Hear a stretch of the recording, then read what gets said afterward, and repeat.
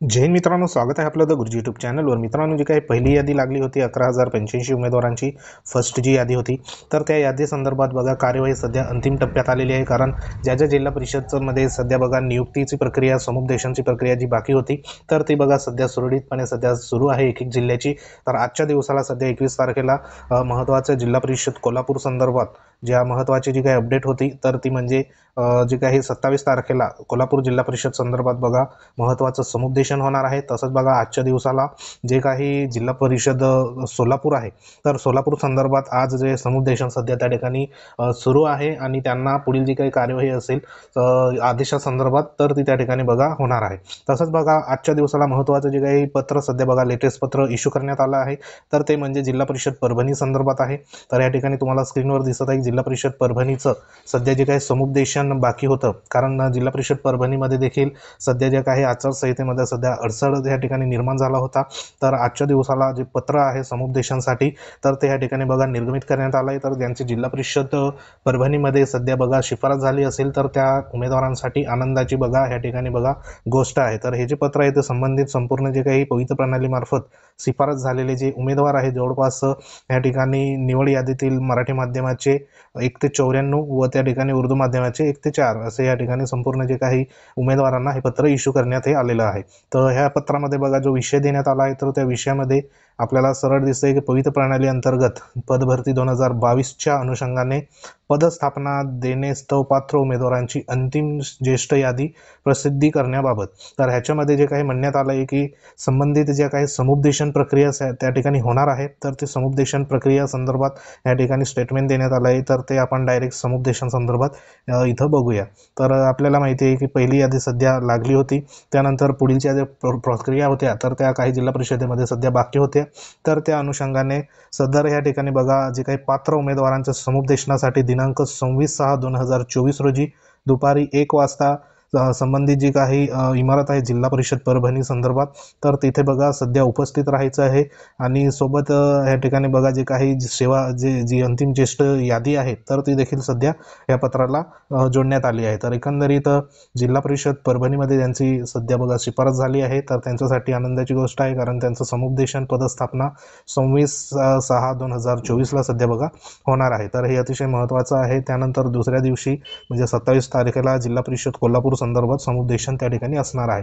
तर सध्या तरी जे काही समुपदेशन बाकी असलेले जे काही पहिल्या यादीमध्ये जे सध्या जिल्हा परिषद असेल, महानगरपालिका असेल, तर त्यांचं जे समुपदेशन असेल, तर ते समुपदेशन बघा या ठिकाणी होताना आपल्याला दिसून आहे. तर यदाकदाचित जवळपास 30 तारखेपर्यंत संपूर्ण जे काही 11,085 उमेदवारांचं जे सध्या बघा समुपदेशन बाकी होतं, मग त्याच्यामध्ये जवळपास ह्याच्यामध्ये काही जे जिल्हा परिषद आहे त्यांना नियुक्त्या देखील मिळाल्या आहे. जवळपास ठराविक ज्या जिल्हा परिषद आहे, तर त्यांचं सध्या समुपदेशन बाकी आहे. तर ते देखील बघा लवकरात लवकर पूर्ण होईल.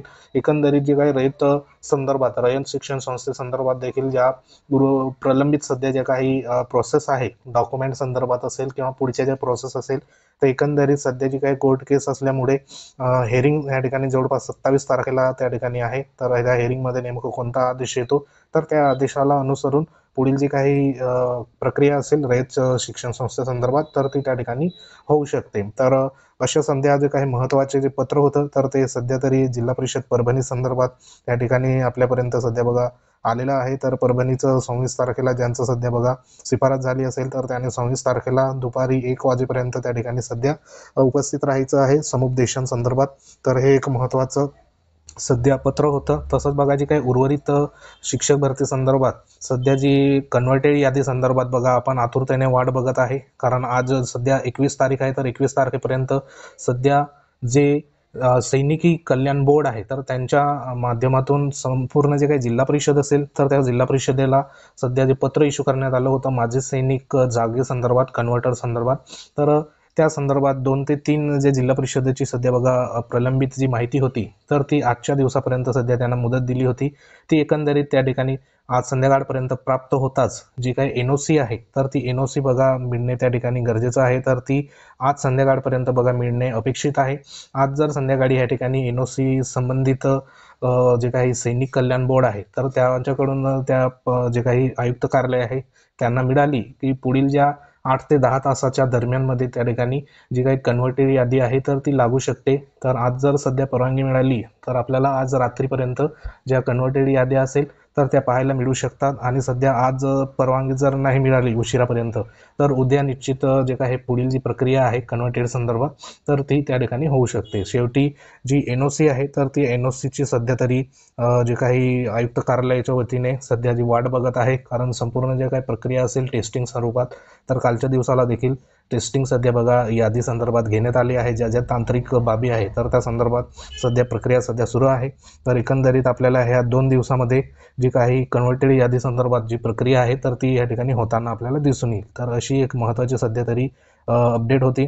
अपडेट जर आवडली असेल तुम्ही आपल्या चॅनलवर नवीन असाल तर चॅनलला सबस्क्राईब करून घ्या. बाजूला बेल आयकॉन आहे त्याला देखील प्रेस करा. हे पत्र तुम्हाला आपलं टेलिग्राम चॅनल आहे द गुरुजी, तेथे जाऊन तुम्ही जॉईन होऊ शकता. संपूर्ण जे काही डिटेल्स असेल त्या ठिकाणी तुम्हाला मिळून जाईल. तर असे महत्त्वाच्या सध्या 2 ते 3 अपडेट होत्या. तर पुढील जी काही अपडेट येईल तर ती तुम्हाला बघा वेळोवेळी तशी पोहोचवण्यात येईल. तर अशी एक महत्त्वाची अपडेट होती. तर अशाच प्रकारच्या महत्त्वाच्या अपडेट्ससाठी आपण पुढेही भेटू. तर भेटूया एखाद्या महत्त्वाच्या इन्फॉर्मेशनमध्ये. तोपर्यंत जय हिंद, वंदे मातरम.